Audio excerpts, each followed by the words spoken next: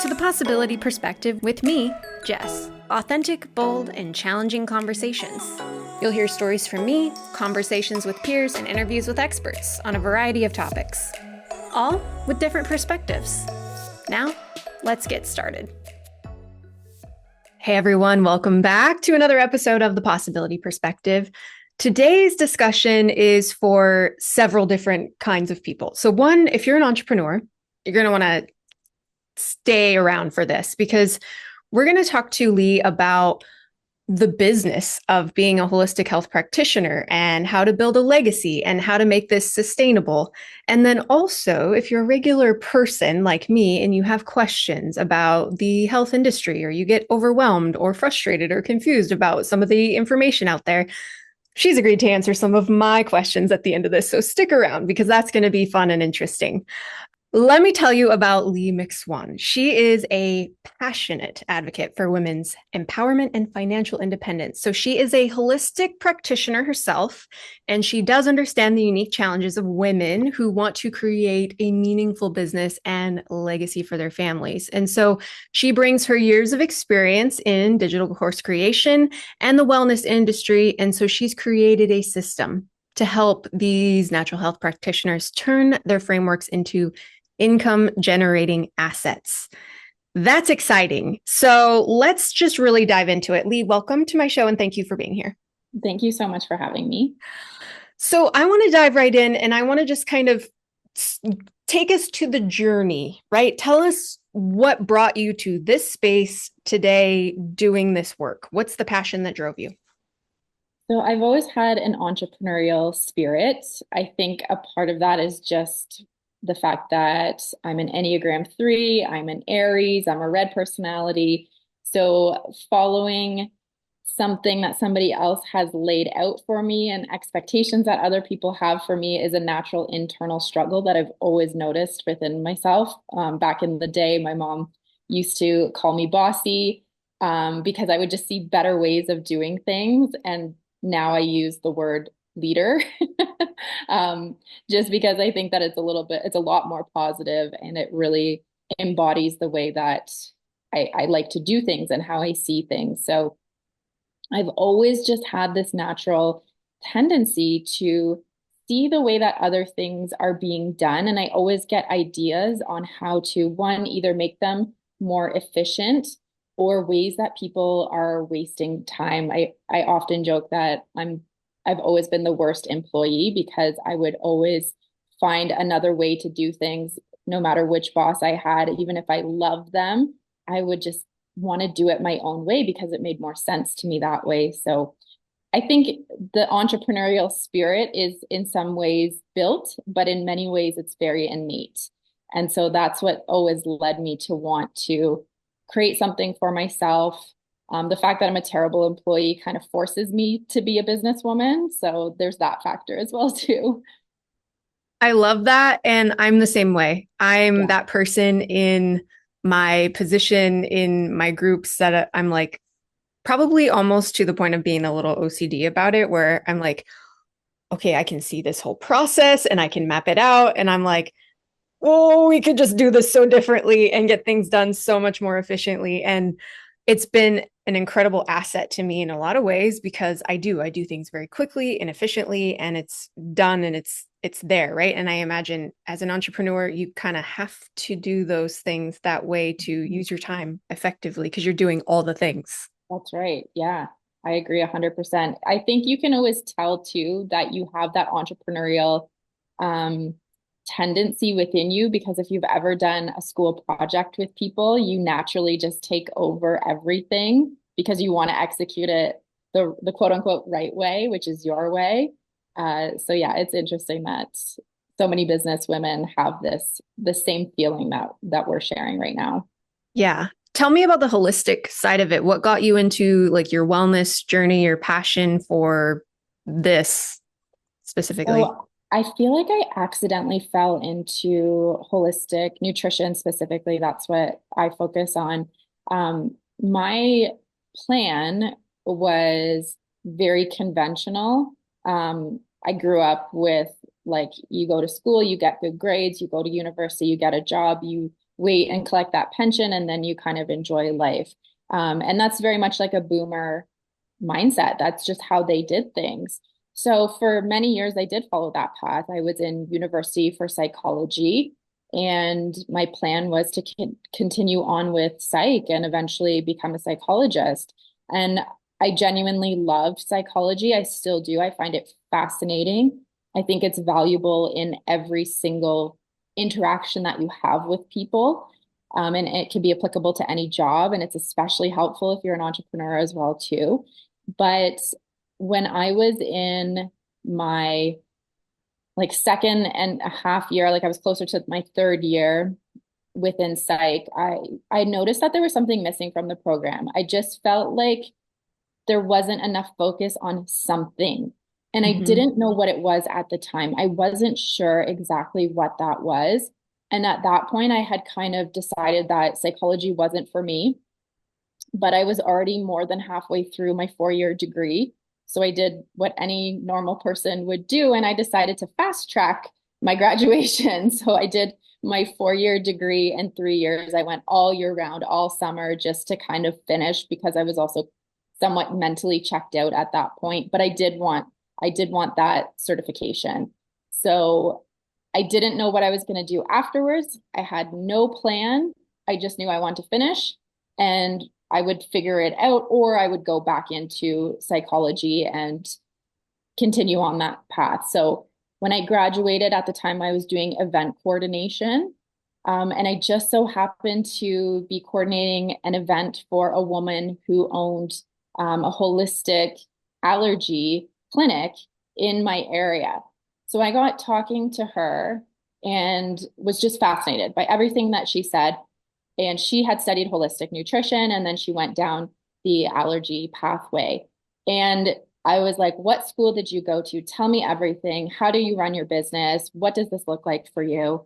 And I basically 2 weeks later enrolled myself in nutrition school and was back in the classroom. And that was the missing piece for me. I was like, this is it. This is health. This is what's lighting that fire inside of me. And I really loved what she had created, which was this very successful clinic with tons of employees, and she was just changing people's lives. And that really inspired me that that was the thing that I wanted to do with psychology. I Yeah. wanted to help people. I love people and I hate to see people suffering. So it was just this new way of helping people that wasn't even an option or on my radar at the time. Yeah. That's amazing. There's like this really exciting feeling when you find the thing, right? Or when the thing finds you, maybe rather. It's like True. you're like on this path and you're like, it's kind of it, but I'm not quite there. And then it just hits you and you're like, this is it. This is what I'm supposed to be doing. Everything about it feels right. Yeah. You just know. Yeah, yeah, exactly. And so then your path was okay, nutrition, this, helping people. So tell me about the transition to then helping other practitioners. What was it you were seeing? Like, what was that kind of next level for you? So that was more recent. And this is really where like the focus of my business is now, is in helping other practitioners create a business that balances work and life. Because one of the things that I noticed very quickly, but I didn't really know the solution to, was as nutritionists specifically, there's only so much we can charge per hour before we're hitting the naturopathic threshold. So Mhm. why would somebody come to see me and only talk about food, and like I obviously talked about a lot more than just food, but the way that we view things is that naturopathic doctors are still far more superior, and education wise, there's no question about that. Why would they pay me, say, $300 an hour when they could pay their naturopath $300 an hour? So I was quickly noticing that this exchange of time and money was way out of balance. And I'm the type of person that, especially as a new nutritionist, I wasn't just working for that hour that I had with my clients. I was Mhm. working countless hours behind the scenes to make an amazing protocol for people. And Mhm. it wasn't sustainable, especially when I became a mom. Before I had kids, I had offices and I worked for a corporate company for a little bit and then moved my office in home, which at the time I thought was a great idea until you realize what life with two toddlers looks like. And then you're like, this is insanity. Why would I ever think that this is a good idea? So it really became this need that I had for myself to continue doing what I loved, but doing it in a way that allowed me not to be exchanging time for money. And I needed something that was completely online. Mm-hmm. So that's really where I came into course creation. I created my first digital course in 2016, 2017 out of my own need. And my second son was an extremely picky eater. So I created a course around that to help other moms. And that was when I was like, okay, so I create this thing one time and then I just keep selling it. Like that's all I have to do. Like that really moved me out of a 40-hour work week Mm-hmm. and more than 40 because 40 was pretty much my client time. I was still working on protocols until midnight, most evenings, and then getting up with my kids. So I noticed that if I'm like that, if this is how I'm experiencing my natural business, other practitioners are experiencing it in the same way too. So I was like, let's backtrack. Let's teach people how to create an online course, but let's teach them how to do it in a, I don't want to say hands-free way because nothing is hands-free. It still is a lot of work to set these things up, but once you have your systems and your automations in place, it is so much easier. And then the primary focus is nurture your existing students and find new students. So you really go from having 50 roles to having two very clearly outlined roles within your business. And that's what I love doing because I see this huge imbalance, especially as women. I'm sure you can relate to this, where we're expected to be all things to everybody all the time. Mm-hmm. And if we're going all in with our business, something else is not getting the time and the care it needs. That could be our children, it could be our spouses, and most likely it's us. We're not Mm-hmm. taking good care of ourselves. So having something that you offer as a signature program at a high ticket price with tons of value that runs itself on automation, that's the key to sustainability and health of the practitioner. We have to nurture the nurturers. We have Mm-hmm. to nurture ourselves.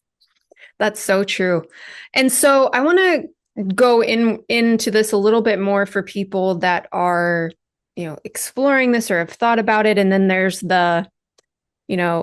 there's work to do this. There's strategy to do this, to create it and make it successful, right? So one trap I feel like I see people fall into is, if I build it, they will come, right? You do Right. all this work and you build this course, and then what? There's nobody to take it, right? Yeah. How do you help people with that?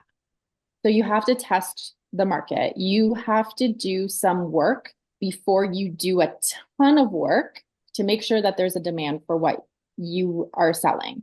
Because the last thing that I want to see any of my students do is spend 90 days creating this awesome program where they've poured their heart and soul into it to have it land with no traction. Yeah. That happens a lot, I think. And that's why you have to have certain strategies and certain systems in place to test it, because oftentimes what happens, it's not the course itself that is problematic. It's the marketing. It's Mm-hmm. the messaging. It's making sure that you've really honed in on who you're speaking to. You've created a really great niche. And that's actually like the first thing that I focus on in my course for my students, is helping them niche down. Because once you've niched down, you create your ideal customer. You know exactly what to say to them to get it to land, to make it resonate. And then you're going to introduce a course topic, and you're going to test that course topic to see if your ideal customer or your ideal student is interested. And if they're not, we make some changes to it. It doesn't mean that your idea is garbage. It's 9 times out of 10, it's great. But we have to change the way that it's resonating with your ideal student. Yes. Okay. So people listening or watching to this, take that in for a second, because this is the mistake I've witnessed many people make. Being in the media and marketing industry for 14 years, the mistake I see people make is I want to create a course out of desperation and panic because I see the end game. I see what it can do for me, but all the strategy, all the things go out the window because your eye is on, okay, if I build this course, they will take it. And then I have passive income and then here I am. But you're Right. missing this piece that we just talked to us about. It's a huge piece. And I spend quite a bit of time on it because I can see how, as natural health practitioners, we get excited about certain topics. Like we do deep dives, we go down the rabbit hole, and it may not be what your market wants. Even though you're super interested in it, we're not creating courses for ourselves. We already know this information. We're Mm-hmm. teachers. So we have to make sure that as teachers, our students are sitting there being like, oh, I love this. This is great. This is amazing. This solves a problem for me. This helps me avoid this painful pain point. This helps me achieve this goal. That's Yeah. what we really have to focus on. And it does take certain strategies. Like you said, there are strategies that steps you have to go through to make sure that what you're about to sell, people want. Yes, exactly. Exactly. And so, you talk about this and a legacy. What does that mean to you, leaving a legacy?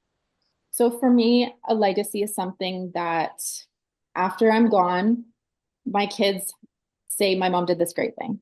That's essentially what it means. And I don't just mean this in terms of revenue, because revenue is fantastic. It's why we're here. We need to make more money. I believe that money in the hands of good people does good things. Mhm. But what I teach my students is that we need to give back. And a big part of what I do is not just serving myself and my family.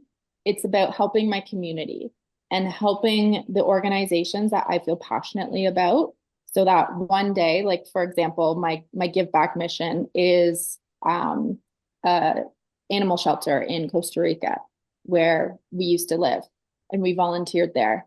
My oldest son has a dream one day of opening up a shelter. I want to be able to help him do that.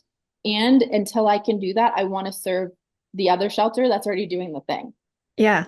So it's about something bigger than yourself. It's the impact that you've left on your community long after you're gone. Yeah. And there's an energy to that. There's an Mm, energy that can fuel you. And, if you believe in law of attraction or anything like that, if you have a bigger purpose that you're serving, then you can stay in that more than, let's say, the immediate right now challenges that you might be facing, right? Some of that's those right. things are easier if you're doing it for a greater and bigger purpose. Yeah, and everything is bigger than ourselves. Mhm. And I believe that, you take care of yourself, you take care of your family, you take care of your immediate community, and then hopefully one day you're in the position to do things on a larger, I'm a dreamer, so I will say global scale. Yeah. That's that's really the point of humanity in my eyes is to leave things better than when you started it.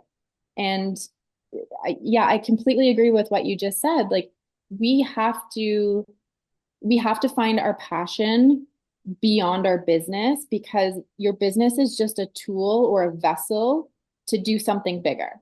Mhm. It's like a stepping stone towards the thing that really excites you. And that's why I really believe in putting money from our businesses into an organization or a charity that aligns with our values and our mission, our overall mission in life.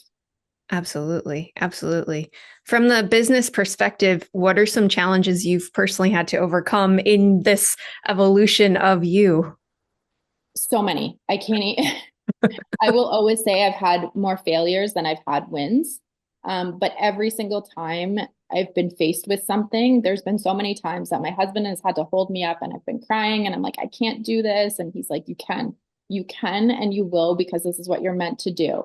So I can think of everything from the the day that I was sitting in nutrition school and still trying to figure out like, okay, how do I get a website up and running? Like I'm literally in class, like again, thinking months in advance before I've even graduated, how do I start this business? I didn't know what GoDaddy was. I didn't know what a domain name was. I didn't know what an email service provider was. I didn't know anything. I didn't know what SEO was.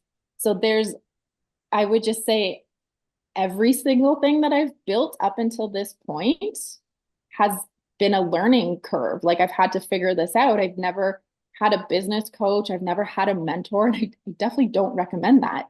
If somebody has the ability to be led by somebody who's gone before them, do that, because you're going to save yourself so many headaches, so much time, and so much money long term. That's very true. What's been that? I mean, you must have this like internal motivator then that you didn't give up, because I've also seen people hands up, too many roadblocks, too many challenges. I'm done. I'm not meant to do this. What keeps you going?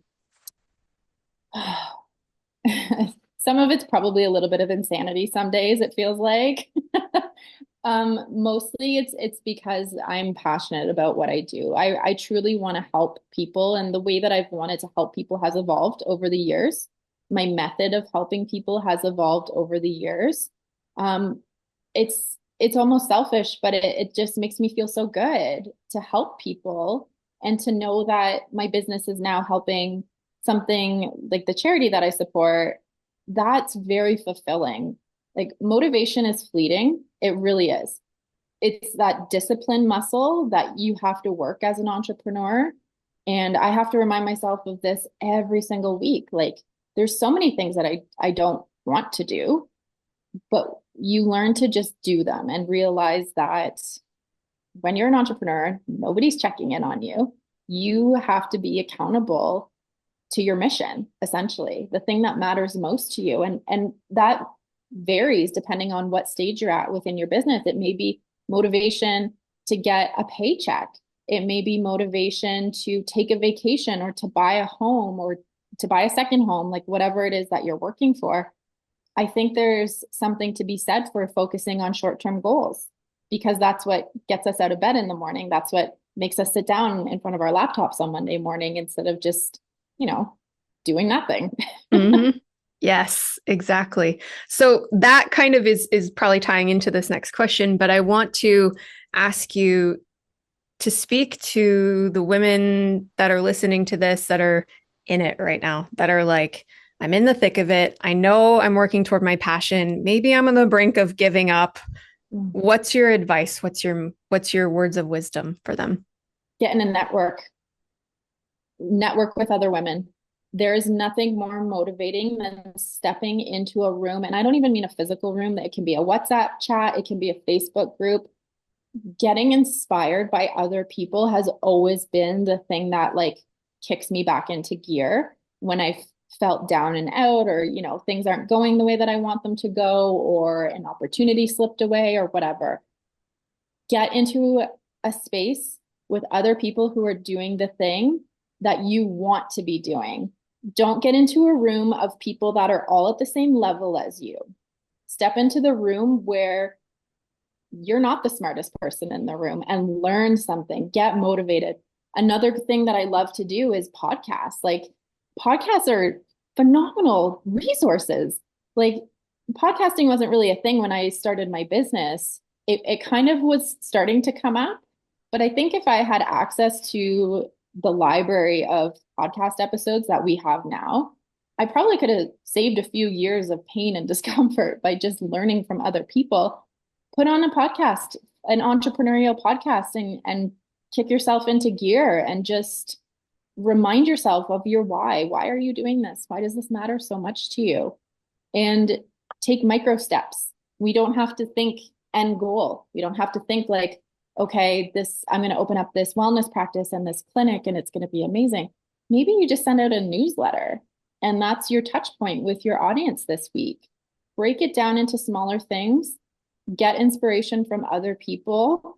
And if you can, have an accountability or a running mate, somebody that's doing something alongside of you, so that you have that accountability piece, because it's not there if you're a solopreneur unless you find it. Absolutely. And if people want to connect with you and tap into your wisdom and get your help, how do they do that? So you can go to my website, leimcswan.com, LEIGHMCSWAN.com. And then I've recently started a Instagram account specifically for digital course creation for health practitioners. So that's Leigh McSwan, DCC, digital course creation, over on Instagram, or you can shoot me an email, hello@leimcswan.com. I'm always open to chatting with people. I think it's super helpful. We can always learn from each other. So if anyone just wants to chat or bounce an idea, I always welcome that in my inbox. Awesome. Thank you for doing that. And now my questions. Okay, fire away. Let's do this. I've been dying to have these questions answered and just get somebody's perspective on it. And the background to this is I'm not a practitioner, but I've always been interested in wellness, nutrition. It started for me when I was in 8th grade. I saw my first nutritionist, and like puberty and like weight gain and like my eating habits were not good. And so I learned a lot and it was great. And then that was like pre-social media. So, right. And now there's all this information out there, the internet, social media, and I personally find it overwhelming and frustrating. And so that's the perspective I'm coming at this with. And so I'm grateful that you are able to answer some of these questions for me from your perspective in this space.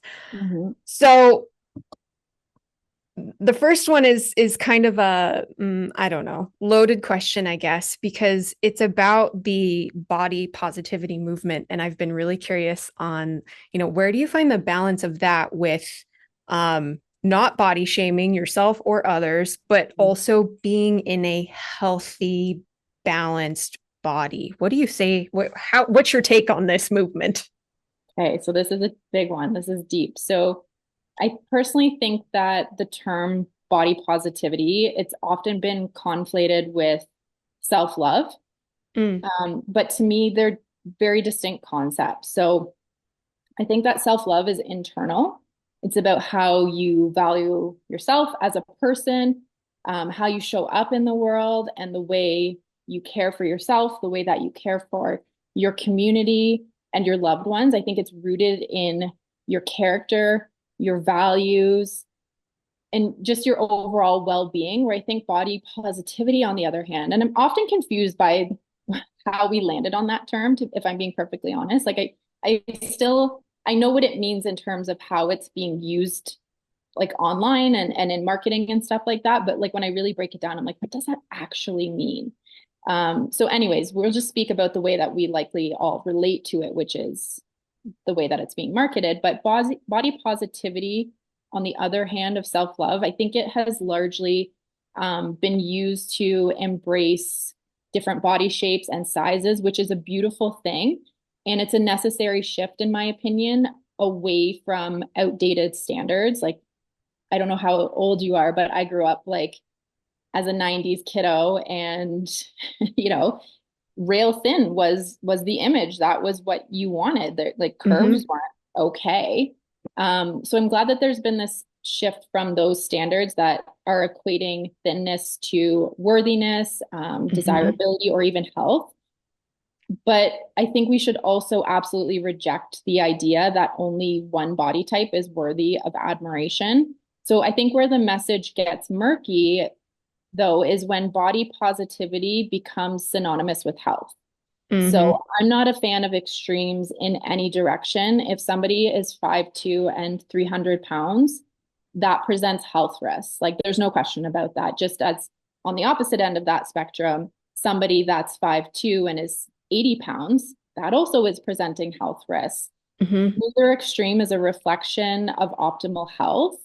And I think that we need to be okay with acknowledging that and just not being scared to say that thing, because it may seem contradictory to what we're supposed to think and what we're supposed to believe. So I think one of the other big pieces of this is that in today's society, we often reduce health to a number on the scale.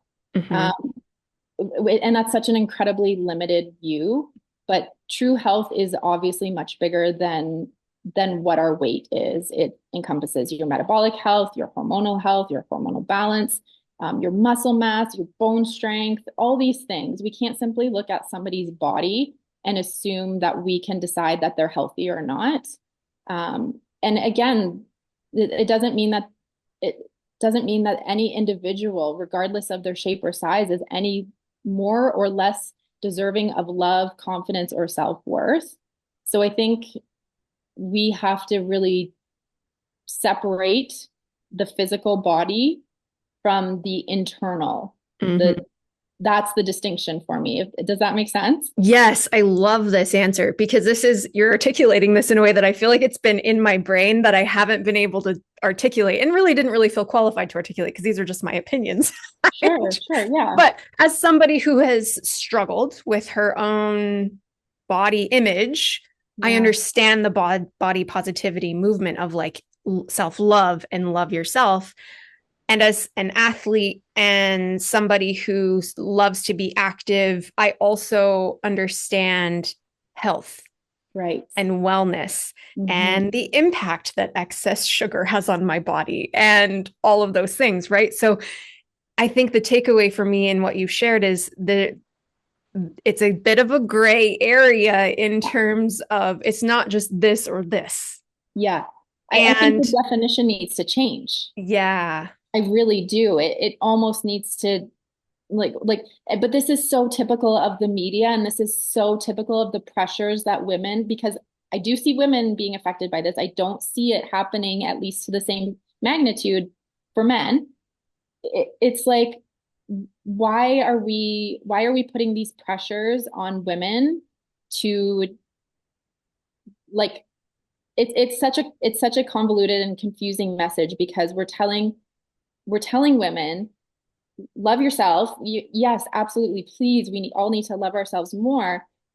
But it's this confusing message that is really getting mixed up, especially with the younger women. And I have a teenage son, so I'm starting to see it in some of the peers, is that anything can be defined as healthy. And I simply, as a nutritionist, I cannot agree with that.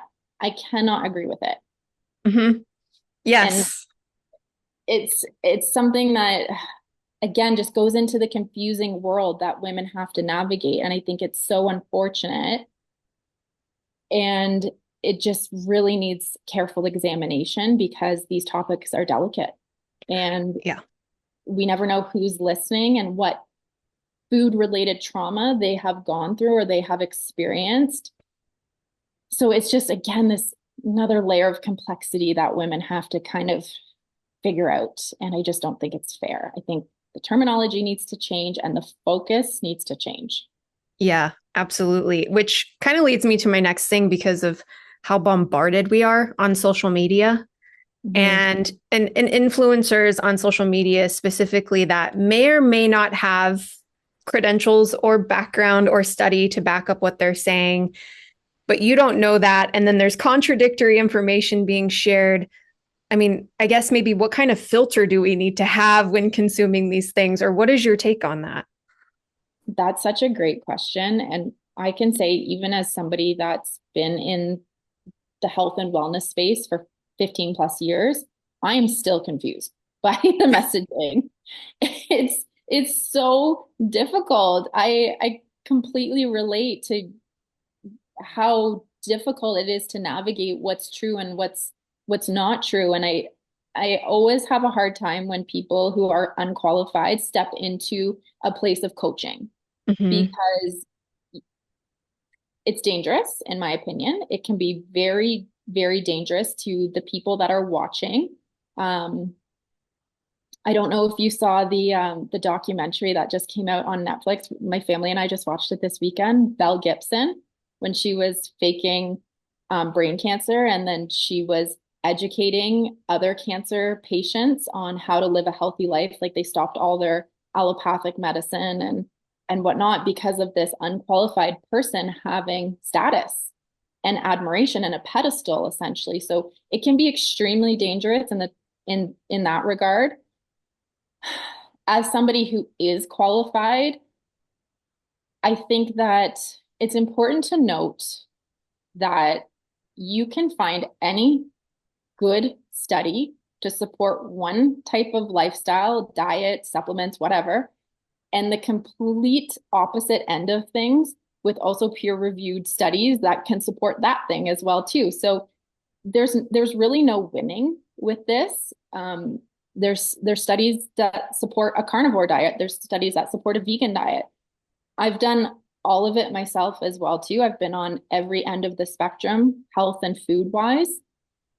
So I think that it has to be, you have to find, and I hate to use the word like influencer, but like a mentor or something online that is similar to you in terms of like, I'm not going to go to a 60-year-old man for perimenopause advice.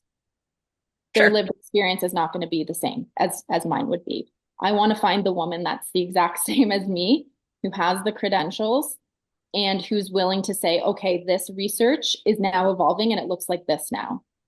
So I know that doesn't really answer the question because it's kind of like this and that. But that's really the nature of science, is that it is always evolving. And especially as women, I think it's even more difficult because we are constantly evolving with our own infradian rhythms. Men have this beautiful just circadian rhythm that they get to follow. Ours is much more complex. Mm-hmm. So I struggle to answer this question because I'm still like, I don't really know. How do you sift through this? I think listen to people online that make sense with you or to you, and check that they're qualified to be talking about what they're talking about, and then use good judgment. Mm-hmm. If something doesn't align or make sense to you, then it probably isn't for you. Yes. Okay. So I love that how you answered this question because you're honest. And Yeah. it's actually very validating to know that, oh, okay, so we're not going crazy. It is complicated. It is So complicated. complicated and it's all over the place. And the thing you just ended with is perfect because we have to use our judgment and we have to feel into ourselves. Does this Yeah. feel right for me? And if it doesn't, then go get another like second opinion or go Yeah. seek something that does. It's And almost like dating, isn't it? You're like, yes, this partner's not for me. This influencer online is not for me. I'm gonna go find somebody else. yes, exactly. And try things, obviously being safe and trying these things, but um that's really it, I think, is being open and taking things with a grain of salt because no Absolutely. one is the guru who knows it, that's perfect, that has your answer. And I think that's the trap we fall into. We're looking for this one person that has this answer Yeah, that there isn't right. an answer because we're always evolving and changing and there's so many factors. So Yeah. thank you for saying that because I think Oh, that's what we all feel. And I think it just, then you start to feel a little defeated because you're like, am I the only one that feels this way? no, even the people in the arena teaching are still like, what is happening? Last week this was a good thing. This week it's not. Okay.